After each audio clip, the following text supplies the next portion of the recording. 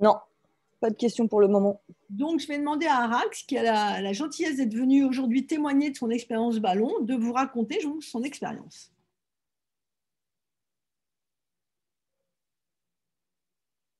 Jennifer? Là, j'attends que Bonjour, Arax en... Voilà. bonjour, vous Là, m'entendez? j'attendais qu'elle attende. Parfaitement. Voilà. Bonjour, ben, je me présente, donc je m'appelle Arax, j'ai 45 ans.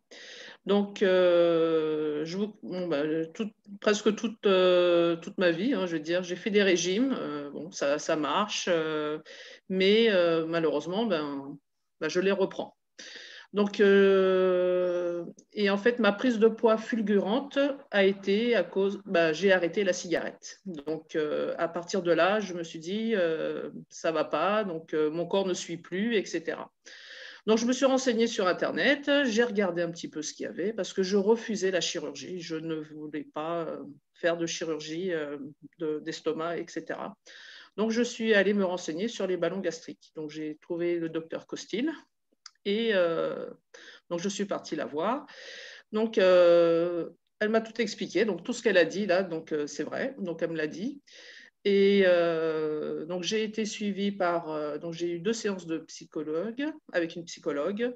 Et je suis suivie donc, avant ma pause et jusqu'à aujourd'hui et jusqu'à après aussi. Donc, je suis suivie par une diététicienne. Donc, on connaît tous les régimes, etc. Donc là, la diététicienne est là, en fait, pour nous aider en fait à manger les bonnes choses. Voilà. Et avec des quantités, parce que on a un ballon, donc le ballon est là pour freiner. Parce que moi, je suis bon, je mange, mais je mangeais en grande quantité.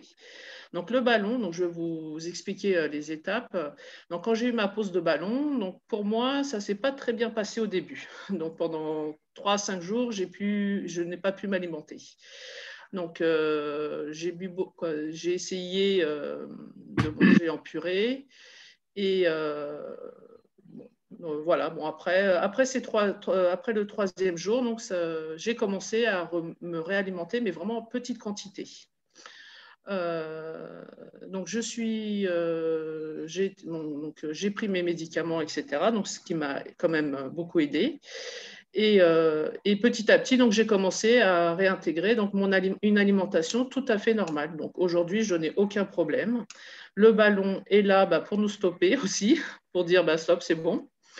Et, et voilà. Donc aujourd'hui, donc je suis à mon bientôt 7e mois de pose de ballon. Donc je l'ai posé mi-janvier. Je suis à une perte de kilos de 18 kilos. Donc, je suis assez satisfaite parce que je ne l'aurais jamais pu perdre ce poids toute seule, quoi. Donc, c'est un vrai booster, comme on le dit. Donc, ça nous apprend aussi à manger d'une façon différente, donc des petites quantités.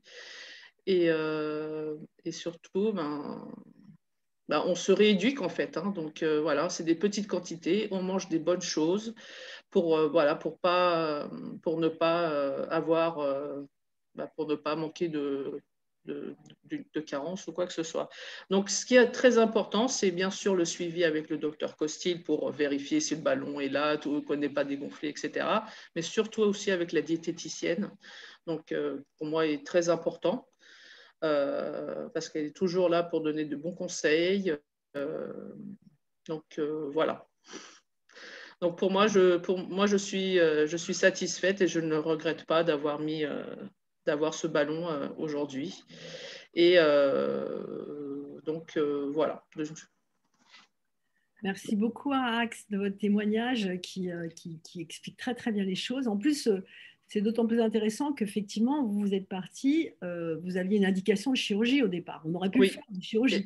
exactement. C'est ce que vous me l'aviez dit que bon moi, de toute manière par rapport à mon IMC, voilà, la solution c'était la chirurgie, mais moi c'est quelque chose que je ne voulais pas, donc Et, voilà. et c'est pour ça que c'est d'autant plus intéressant parce que je suis confrontée à un certain nombre de patients, pas tous, hein, mais quand même certains qui ont effectivement n'ont pas envie d'être opérés Donc, c'est vrai que ce ballon, dans cette indication, il est très intéressant parce que quand les gens ont décidé, moi je dis toujours aux gens, vous êtes sûr, vous n'allez pas aller voir un chirurgien, je peux vous donner les coordonnées, je leur explique. Et les gens comme vous, Arax, ils savent ce qu'ils veulent. Bon, non. Et de toute façon, je leur dis, au pire, c'est vrai que je le sais, c'est que si le ballon ne marchait pas, parce qu'en certains cas, ça marche moins bien, il y a toujours l'option d'aller à la chirurgie. Et en fait, les gens, même quand ça ne marche pas, ils ont perdu suffisamment de poids pour savoir d'être bien, le bien-être d'avoir perdu ce poids. Et si jamais ils reprennent un jour, ils sont plus mûrs pour aller à la chirurgie, quelque part. Je n'ai pas dit que c'est vrai pour tout le monde, mais un certain nombre de gens, quand même, ça m'est déjà arrivé, parce que j'en pose depuis quand même 20 ans des ballons, donc j'ai un peu l'expérience. Et c'est vrai qu'il y a parfois des endoscopistes, des gastroentérologues qui disent, non, vous n'êtes pas dans les cadres des ballons, donc allez vous faire opérer, sinon, tant pis, moi je ne vous pose pas de ballon, ça ne va pas marcher. Ce n'est pas vrai, votre témoignage le dit. Vous, ça va marcher parce que vous avez compris l'intérêt, et ça c'est très intéressant, de l'accompagnant pour manger des bonnes choses, vous voyez, c'est-à-dire en fait devenir gourmet, c'est-à-dire qu'en fait exactement, c'est ça, voilà, s'approprier le plaisir de manger et pas se remplir, vous voyez, et ça c'est, alors vous avez vu quand même la psychologue aussi, parce qu'il y a peut-être des émotions de nourriture, et ça c'est très important. En fait, les gens comme vous, ou que je vois en consultation, ils ont tous fait tous les régimes possibles et imaginables, mais c'est hallucinant, les restrictions qui se sont imposées, parce qu'on sait bien que, mais je vais revenir plus tard, que la restriction, elle expose à la rechute. On peut pas, c'est pas comme le tabac ou l'alcool, quoi. L'alimentation, c'est tous les jours, on a besoin de manger et on a besoin de se faire plaisir. Et c'est ça qui m'intéresse beaucoup dans ce que vous dites, c'est qu'en fait, votre diététicienne, elle vous coach, vous savez probablement tout ce qu'il faut, puisque tout le monde a déjà fait tous les parcours diète, gourou, enfin, ils ont tout fait, les gens, quand ils viennent me voir. Et en fait, vous apprenez à vous faire plaisir en mangeant avec une coach qui est bienveillante. C'est ça l'idée. Exactement. Et en bonne quantité, avec les quantités qu'il faut, parce que c'est vrai que quand on est gourmand, on aime manger en quantité. Et en fait, la rééducation que je fais, on va dire que c'est une rééducation alimentaire, donc c'est manger des petites choses, mais je veux dire, en fait, avec de bons produits. Et en fait, quand on le mange, on dit que ça suffit. On n'a pas besoin de manger plus, en fait. Donc, vous avez raison, on est rassasié pour des quantités moindres quand on mange des choses qu'on aime. Des bonnes choses, exactement. On y reviendra plus tard. J'ai une petite question, pardon.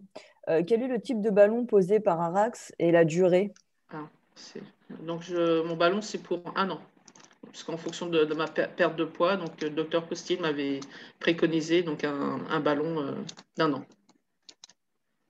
Donc, j'ai encore 5 mois pour atteindre mon objectif. Parfait, je vous remercie. Pour l'instant, je n'ai pas d'autres questions. Très bien. Donc, s'il n'y a pas d'autres questions, alors j'insiste, je reprends pour l'histoire des 1 an. Alors, les ballons d'1 an, j'en profite. On perd plus souvent, alors ce ne sera peut-être pas le cas avec Arax, mais souvent les gens perdent plus de poids les 6 premiers mois que les 6 derniers. Mais la béquille, pour changer son comportement, existe toujours. Tout dépend du suivi, en fait, aussi, et la reprise d'activité physique. Parce que quand je retire le ballon après 1 an, même si je n'ai pas mis un spatz qui se réadapte, là, on dit normalement, les spatz, ceux que je vous avais montré tout à l'heure, là, en fait, on dit comme on va réinjecter du liquide dans le ballon à 6 mois, l'estomac va s'adapter au ballon et donc on va reperdre plus. Mais en fait, moi, la comparaison entre les ballons où on ne rajuste pas à 6 mois et les ballons comme le Repera 365 qu'a eu Arax, je ne vois pas de différence, moi, en fait. Mais c'est vrai que les gens perdent un peu moins, mais néanmoins, le ballon est toujours efficace parce qu'à la fin de 1 an, il y a un régime spécifique pour le retirer qui est assez strict, qui dure 1 semaine, sans résidus pendant 3 jours, 4 jours liquide avec du motilium pour vidanger. Et quand les gens, là, j'en ai retiré 4 jeudi, puisque c'est les vacances, là, donc les gens, c'est la fin, là, il y a les vacances. Et du coup, il y en a une, elle n'avait pas fait le régime, mais on peut ne pas retirer le ballon, parce qu'il y a plein de nourriture dans l'estomac, même après 1 an. Un ballon d'1 an, donc en fait, il ralentit toujours la vidange des aliments. Et là, j'ai failli pas lui retirer, parce que avec plein de nourriture dans l'estomac, c'est dangereux, vous ne voyez rien, quoi. Enfin, donc en fait, le sujet, c'est que le ballon marche pendant 1 an. Après, comme elle très bien dit Arax, au début, elle ne pouvait pas manger.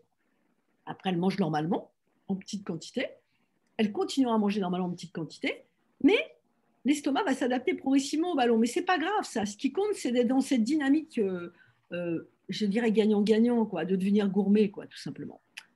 Voilà. Est-ce qu'il n'y a pas d'autres questions? Dernière petite question. Quelle est la raison de la non prise en charge des ballons gastriques? Eh bien, en fait, j'ai fait partie de la dernière réunion de toute l'équipe qui a fait les recommandations HAS de 2009. On avait donc tout. Enfin, c'est un vrai sujet, ça. C'est une bonne question, c'est un vrai sujet. À l'époque, c'est en 2009. On est quand même en 2021. Il n'y a pas eu de nouvelles réunions avec l'HAS et la Société française d'endoscopie digestive essaie d'en organiser une, mais ça prend du temps.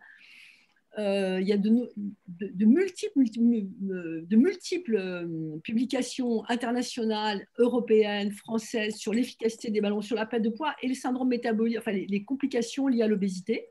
Et vous ne connaissez pas, mais la FDA, c'est-à-dire l'organisme qui accepte les dispositifs aux États-Unis, qui est très puissant, a accepté le ballon Orbera 65 pour l'efficacité sur les complications liées à l'obésité, notamment le syndrome métabolique, diabète, hypertension, cholestérol. Donc c'est pour vous dire qu'il y a vraiment des grosses publications scientifiques sur l'efficacité des ballons, mais la l'HAS en 2009, bien qu'il y ait eu toutes ces recommandations, a dit que c'était efficace et a dit qu'on ne le rembourserait pas. Et ben moi, je vais vous dire pourquoi. C'est parce que y a, enfin, mon sentiment, pas que le mien, il y a 15 millions de personnes obèses en France. Hein. Donc avec le surpoids, je ne sais pas, il y en a beaucoup plus. Hein. Donc, si tout le monde se met à vouloir poser des ballons remboursés par la sécurité sociale, il y a un sujet au niveau du trou de la sécu, quoi, qui est déjà important, hein, qui ne s'est pas rangé avec le Covid. Donc, je pense qu'une des raisons, c'est qu'économiquement, c'est quand même coûteux, comme vous le voyez. Alors, je pense qu'à l'avenir, la Société française d'endoscopie digestive dont je fais partie du comité administratif, va arriver, j'ai été élue pour ça, justement, pour développer l'obésité, enfin l'endoscopie bariatrique, va peut-être arriver à ce qu'on ait un remboursement dans certaines indications, un indice de masse corporelle à 35 avec diabète, mais ça ne sera pas pour tout le monde, ça c'est sûr. Voilà un petit peu la raison. C'est une réponse partielle, mais voilà l'état actuel des choses, je dirais. Voilà. Pas d'autres questions, Jennifer? Non, pour l'instant, pas d'autres questions. Alors,